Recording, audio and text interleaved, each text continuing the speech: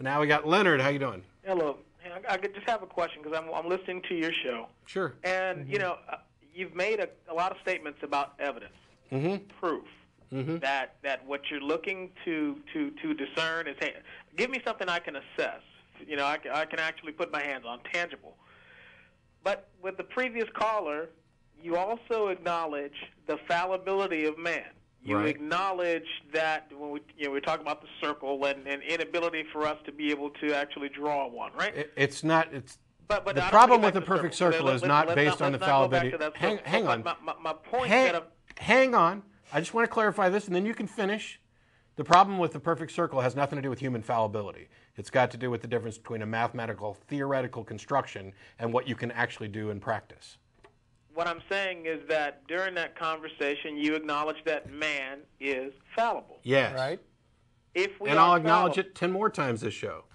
What's the point? If we are fallible, if we are fallible, then how do you place as much importance as you do on our own ability to assess this aspect of the world, that aspect of God's existence?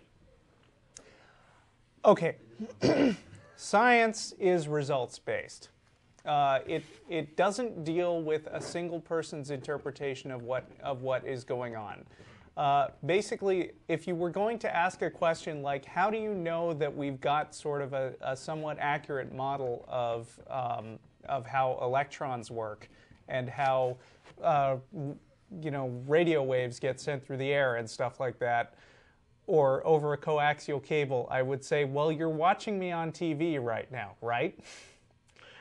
It's results-based in the sense that science deals in theories and predictions that actually turn out to be both accurate and useful. Actually, they turn out to be accurate based on the guy earlier, Memphis, proofs, hypothesis. You talk about the scientific method. Scientific method works because you try a couple of avenues, and you're able to X off ones that don't go. So basically, that's how you come to your point, by eliminating certain paths. No, yeah, you're making it sound like trial and error, and that's a part of it, but it's not really. Right. Once you've got past the, it's based on what people are seeing. Hello. Once you've gotten past the point of making a theory, what it does have is testability and repeatability. So once you think you've got a model that basically works, you can predict things that are correct over and over again. One of the examples I like to use is, like, suppose that you had a colorblind person who only saw things in black and white, and they said, prove to me that color exists. One of the things that you could do is have them give you 5 identical boxes, except that they're painted different colors. They put an object in the box without you knowing it, and you, being out of the room every time, know which box it's in based on the color. If you could do this over and over and over again, which obviously you could, then they would know that the thing you're calling color does actually have some kind of usefulness to you. It is capable of making predictions that are repeatable and that anybody can verify are correct. Getting back to your original point, though, you were talking about how man is fallible, and we admit that man is fallible, and then you ask how it is that we can trust. Essentially, you're asking, how can we trust our senses? How can we trust? Like a lot of the things that you're saying is based on your assessment right. of And you know why? truth. Because I don't have any other possible avenue of assessment. I have to rely on my senses. The senses are typically considered basic in the sense that they're independently confirmable as well. When I have a bottle of Coca-Cola in front of me, I can see it, smell it, touch it, taste it, and those things all together independently confirm each other, and over time that experience builds up. I have no other way of assessing the world than my own senses, and I accept that they're fallible. I know that we can fool the senses. As somebody who used to be an amateur magician, and as any good magician can tell you, it's easy to fool people. The thing is, it's through testability, independent confirmation, and repeatability that we build up a trustworthy mechanism, which is why science doesn't deal in absolutes which is what we were talking about earlier. Well, and I guess that science also deals in the abstract. I guess your partner. I'm sorry, I don't know your names, but it's just that your partner mentioned alternate dimensions, alternate reality, a lot of other things that science also goes over. Those are not necessarily all things that you will be able to ascertain through your senses. And right, and those are things that are more uncertain than most things in science. Okay, there's this misconception. I don't have to. You don't have to taste, touch, whatever. It doesn't. Everything that I learn and everything I know and everything that I accept doesn't necessarily have to be a direct sensory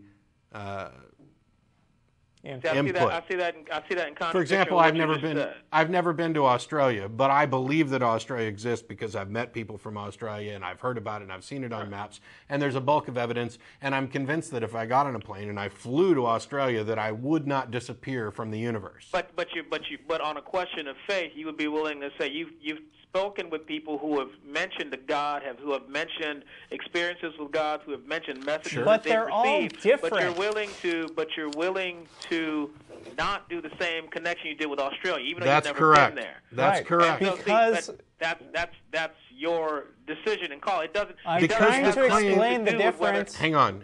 Okay, it's because the claims aren't remotely similar. Right. They're not remotely similar. If you think that saying Australia exists is remotely similar to saying that a God exists, that's asinine.